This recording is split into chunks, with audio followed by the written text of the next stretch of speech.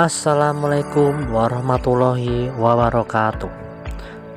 Nama saya Miftahul Huda dari kelas PGSDA 2018, ingin memenuhi tugas UTS mata kuliah pengembangan bahan ajar SD.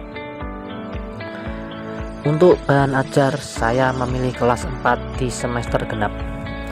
Untuk mata pelajarannya saya memilih mata pelajaran IPS, dan untuk materinya saya memilih materi sumber daya alam.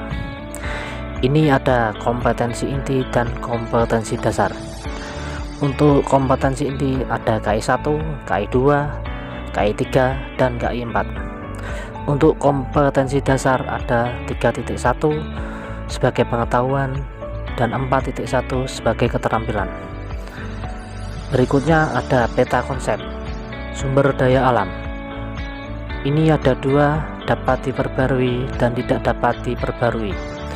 Untuk yang dapat diperbarui ada matahari, tumbuhan, air, tanah, dan udara. Untuk yang tidak dapat diperbarui ada minyak bumi, batu bara, dan emas. Selanjutnya ada materi tentang sumber daya alam. Sumber daya alam merupakan segala sesuatu yang berasal dari alam dan dapat digunakan serta dimanfaatkan oleh manusia untuk memenuhi kebutuhan manusia.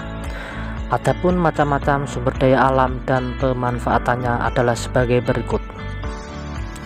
Sumber daya alam yang dapat diperbarui.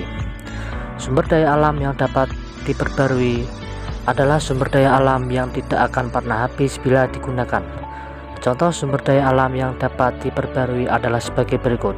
Ada matahari, tumbuhan, air, tanah, dan udara. Selanjutnya sumber daya alam yang tidak dapat diperbarui. Sumber daya alam yang tidak dapat diperbarui adalah sumber daya alam yang akan habis bila digunakan secara terus-menerus.